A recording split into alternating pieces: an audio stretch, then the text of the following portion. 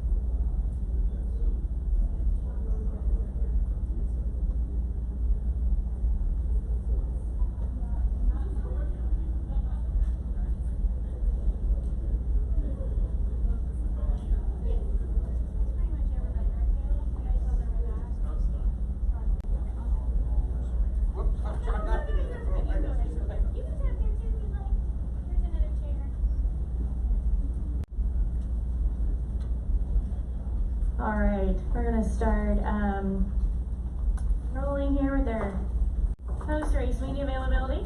Give everybody a few minutes to get settled back in, after running out to the garage. So, we've now been joined by our race winning crew chief of the number 42 Advent Health Chevrolet and crew chief Chad Johnson. And Chad, congratulations on winning tonight's Monster Energy All-Star race. Obviously, it's a good one to win. Take home an extra $1 million. Talk to us a little bit about the run tonight and obviously bringing home your first win of the season.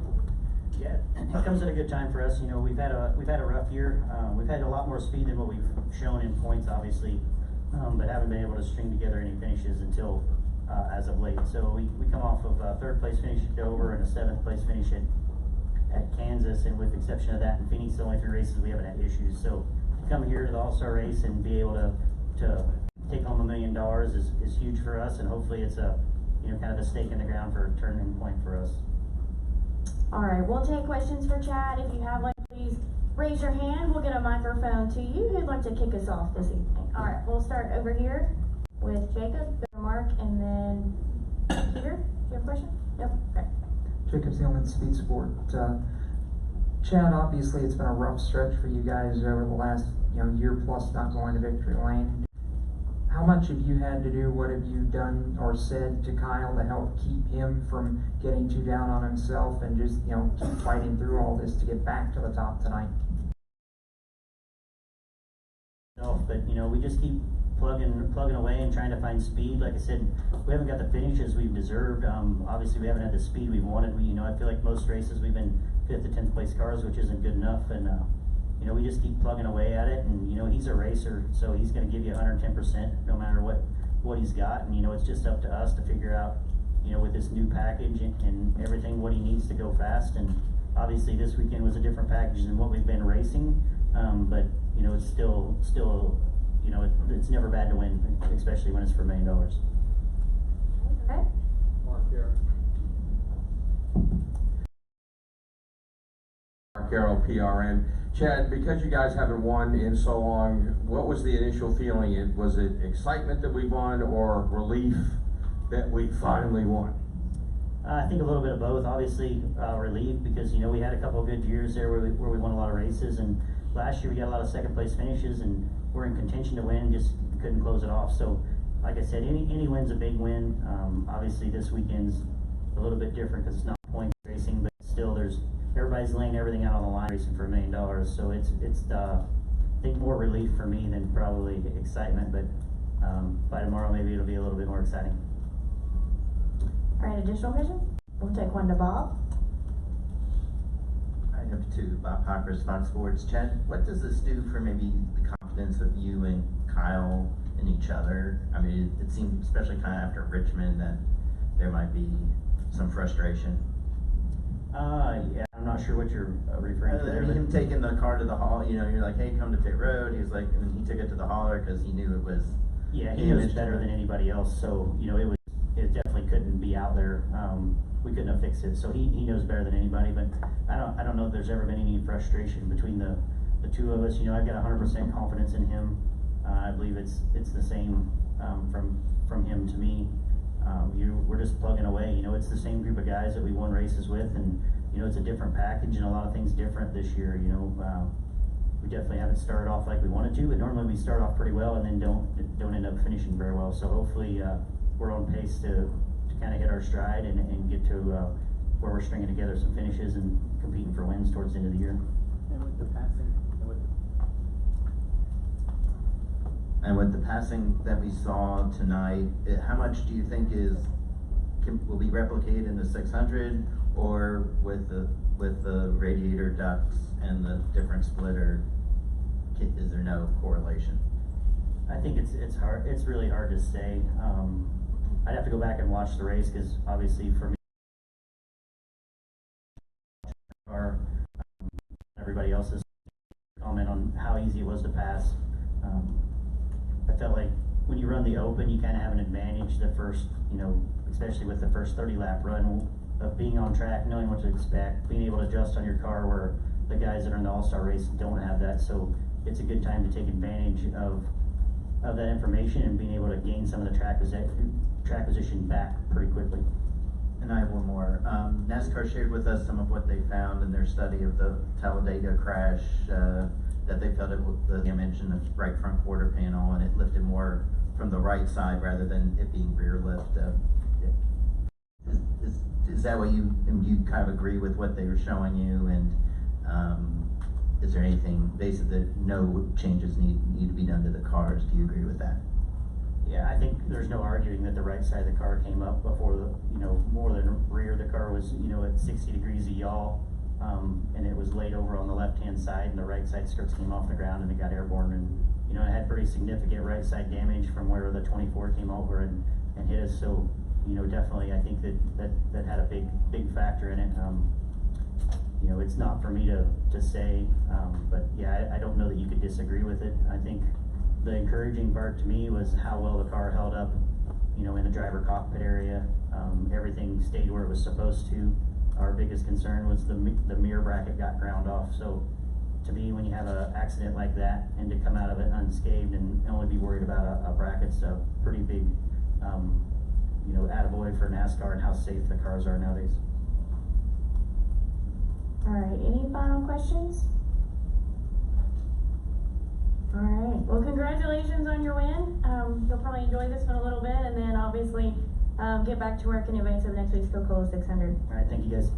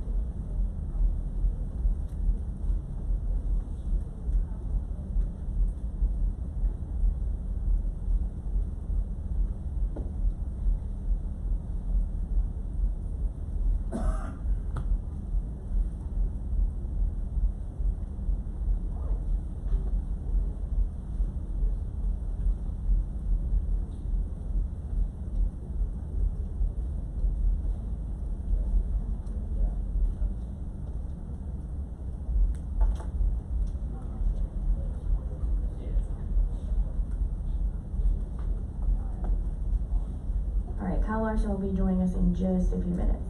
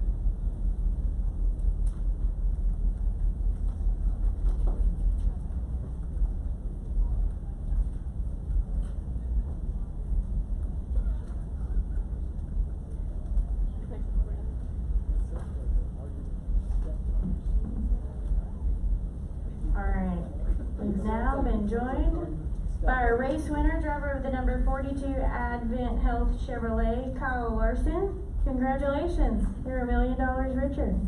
Thank you. Thank you. Oh man, it's after the year we've had, I would have not guessed that we would get our first win at the All-Star race. But I think the way that the format is, it and how crazy the race is, it kind of helps out us, and we always seem to run good this weekend. So it just feels like a big relief to finally get a win. It's been a long time since I've been to Victory Lane in a stock car. So and after being close to winning this race a couple years ago and allowing Joey to get by, it feels really good to get some redemption. Notes before we go to questions.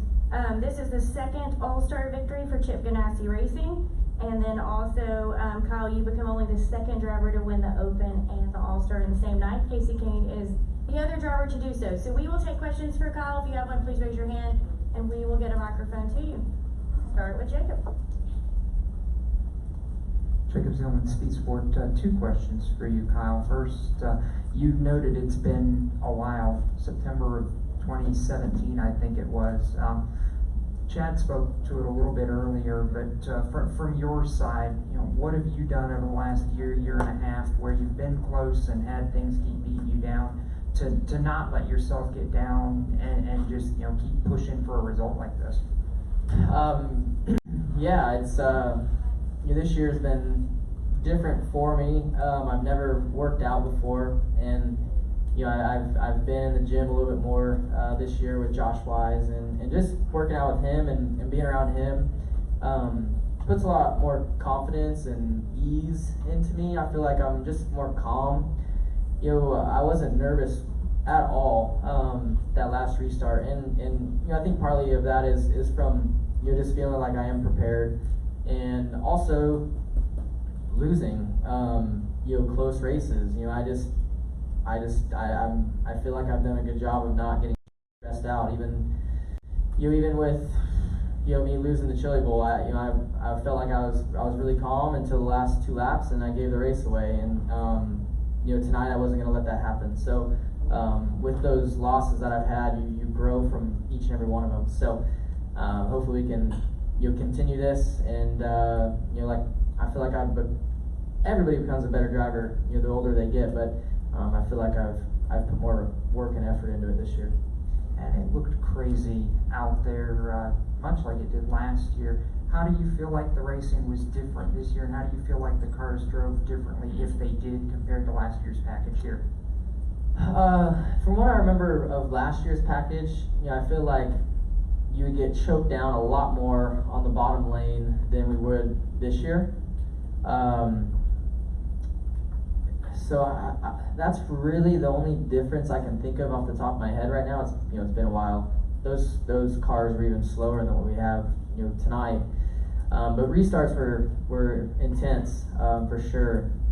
That's what makes this race so exciting, is it's short runs. People are going crazy.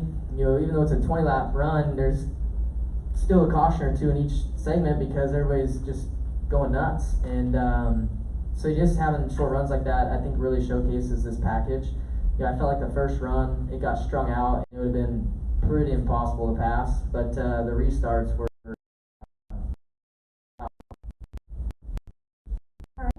Jerry? Jerry Jordan, Kickin, Obvious question, I don't know what your cut is, but what are you gonna do with the money, man? I don't know. I was joking with Owen today about what would you want me to buy you if I won $1 million, and I don't think he understands what $1 million is. So he didn't really have an answer for me. So I don't have any plans. $1 million is cool, but just winning is more than $1 million to me. And I think maybe we're just us drivers or NASCAR drivers are in a good place in our life. It pays. A big prestigious event means more than the money. I'm all about trophies and big wins. All right, Pete? Kyle, I know it. I don't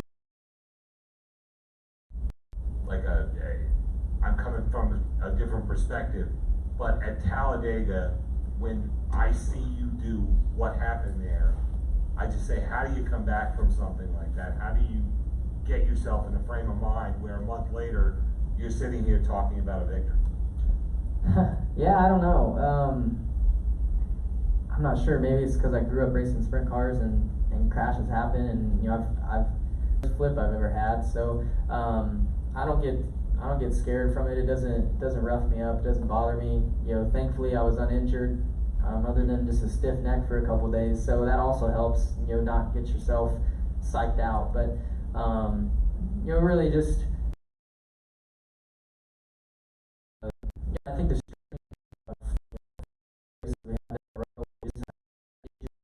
issue, just penalties and things like that. I always think, if there's one positive to being in the B main, it's that you get that extra track time, and I feel like in that the first few laps, those guys that are in the B main can be really aggressive because they know the limits of their race car and stuff, and so you could see the four of us or whatever kind of be really aggressive and get to the mid pack pretty quickly.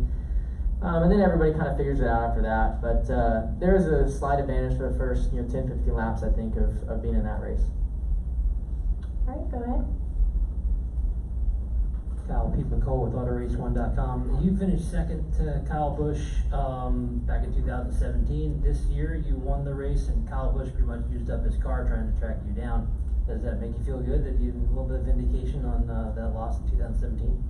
I think it was the year before, actually, that was more of a bigger loss to me. I think it was. I was leading it. I had fresher tires than everybody.